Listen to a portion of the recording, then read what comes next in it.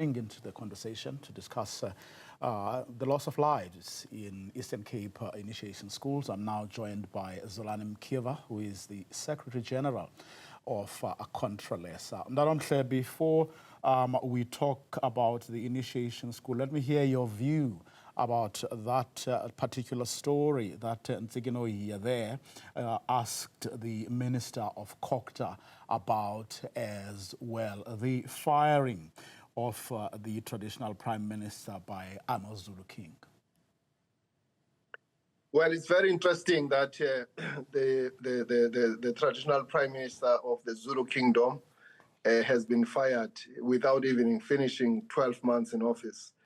But as the minister says in that caption, His Majesty has the absolute authority on the matter, so he hires and fires as he deems fit, depending on the prevailing circumstances. And I understand that he does not even have to give reasons to that effect if he has considered that matter, that it's time to part ways with his prime minister. It's also interesting that he had appointed this minister together with a deputy traditional prime minister, Inkosi Uphathisizwe Xiliza, which I think in this instance, the notice which has been issued in the public, Inkosi Uphathisizwe Xiliza is not affected. So I think the office itself of the prime minister is still manned. But we, as the Congress of Traditional Leaders, we respect all the kings, and all the kings are the honorary members of the Congress of Traditional Leaders. That's the status they have, whether they are passive or active in the programs of Contralesa. But Contralesa stands to support the kings, queens at any given time. It is our responsibility to do so. So even in this instance, we have to support His Majesty. The number of initiates who have died during this summer season in the Eastern Cape has increased to 28, according to the update by the Cooperative Governance Minister earlier today. It's tragical, Vuyo. It's one of those things that we have to really admit and say this is now a disaster, and a disaster has to be declared. And we are also happy with the swift response by the minister to go there on the ground to engage, so that you don't have leadership that uses a helicopter approach on issues. You have to go and get the facts, the hard facts on the ground from the actual practitioners, including senior traditional leaders and traditional leaders who have the stewardship over the execution of the initiation seasons. We are quite disturbed by this, and we think that a lot of anarchy has ensued around the initiation season for a number of reasons. You know that we have been having a problem of bogus initiation schools. We've had a problem of people operating like human traffickers, using these young men to make money out of this. And in the first week, Vuyo, of the initiation season, 7 boys die in the OR Tambo district in a bogus initiation school. That was the starting point. And all of those 7 boys were actually tortured, ill-treated, and we were told by our leaders on the ground that you could see that from day one, these boys were being beaten. And you could see the old wounds, to the new wounds on the second week, that they gave in as a result of a lot of a punishment that has been meted against them ruthlessly. But also in the legal schools, there are those who die as a result of dehydration, where some people will stick to their guns of unreasonability and say it is a tradition that says you mustn't drink, which is nonsensical. So some children actually die under the hands of their own fathers, because I was told by one senior traditional leader that one father actually refused his own son to drink water, and he died, under his own nose. So it's pathetic. I think this is it's anarchy, and Kgoshi Mokoena has actually made a suggestion on behalf of Contralesa that in the affected areas, particularly in OR Tambo and Alfred Nzo district, perhaps we need to consider the suspension for a period of a year to 2 years so that we can replenish, we do a troubleshooting so that we do everything that we can to prevent any form of death. For us to be counting 28 children to have died in a ritual which is actually meant to prepare young men for a future leadership role in their families, in their communities, and society at large, then this ritual is being labeled and being presented in a manner that distorts what it actually represents. Now, so we are quite upset.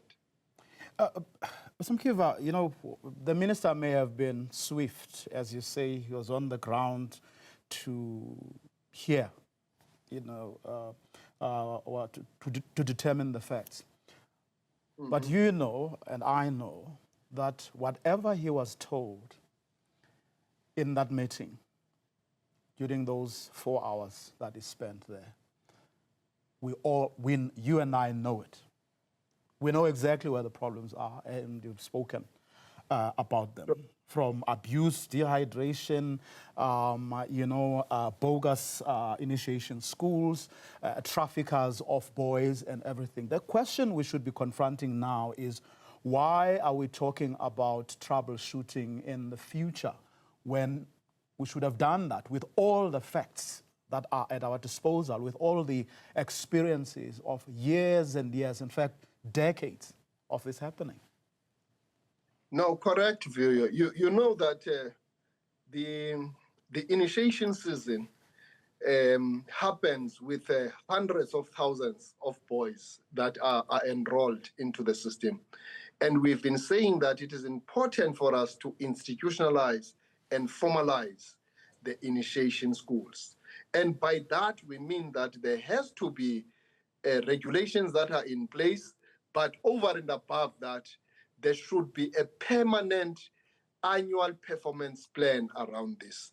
Because currently, what has been happening in the recent past and currently is an ad hoc arrangement which is being done to implement initiation season.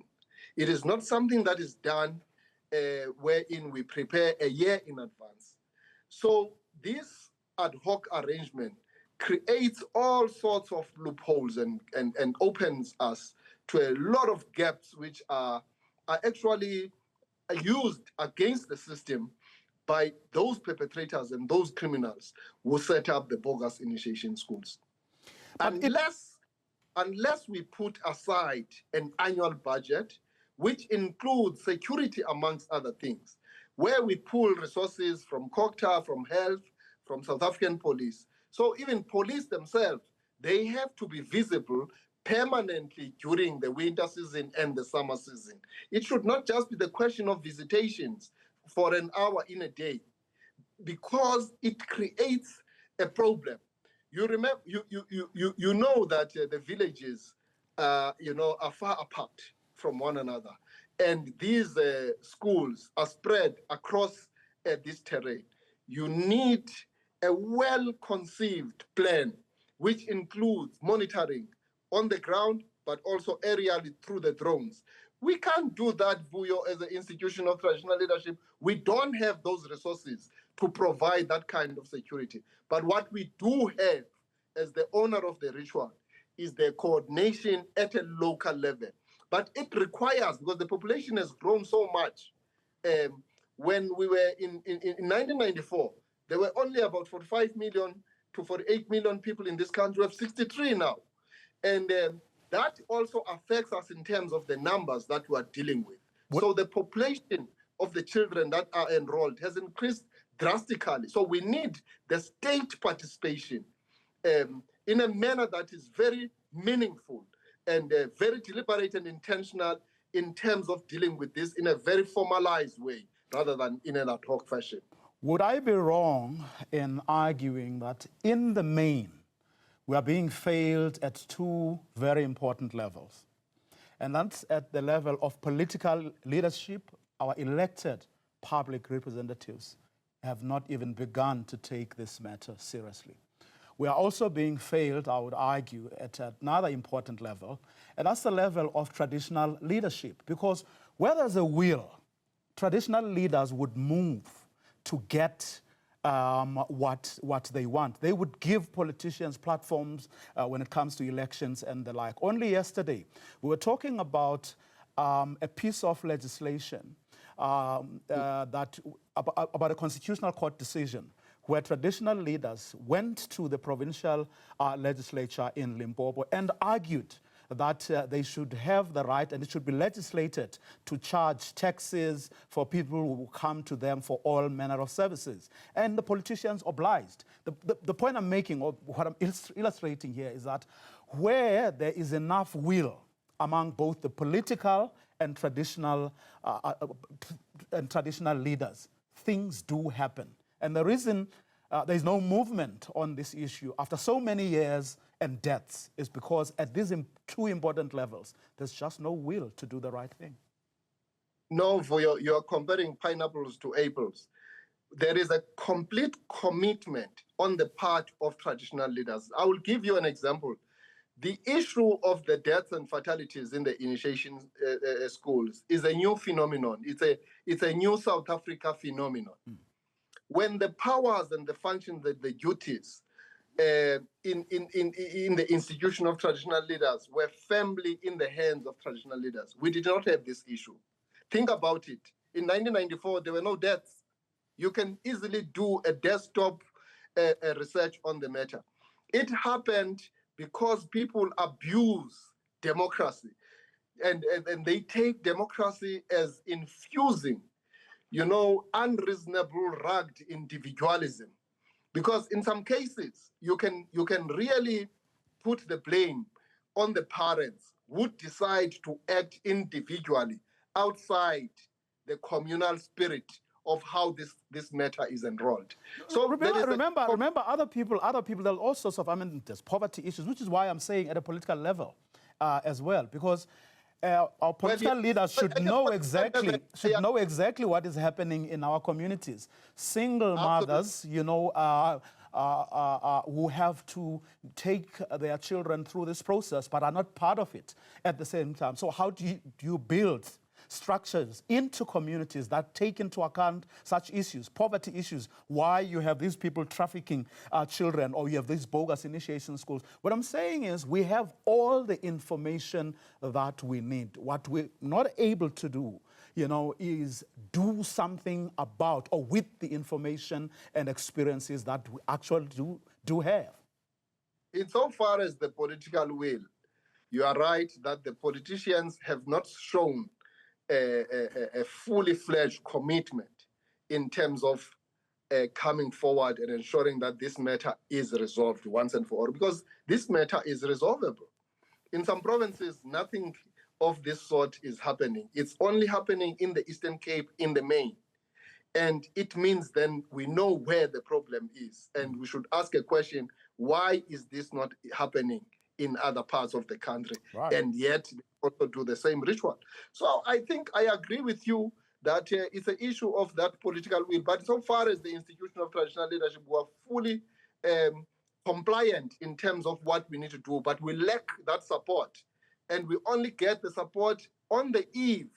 And I agree with you that in some cases where you've got single-headed families by women, that support is not enough because they are left to fend for themselves. And we have been saying, if we formalize and institutionalize, there wouldn't be disparities on how we charge people here and there. Okay. And the state also come in, because this ritual is not just a mere ritual for the institution of traditional leadership. It should be declared a national ritual. And once you do that, you then bring funding to actually equate that declaration and ensure that You plan accordingly. You come up with the requisite resources for monitoring, for security, for medication, everything that is required. And in that way, we think that we can arrest the problem that we have at hand. So Zolani Mkiva, let me thank you very much for your time. He's the Secretary General of Contralesa, speaking about that issue. 28 initiates, according to the Cooperative Governance Minister. 28 initiates have died in the Eastern Cape during this summer season.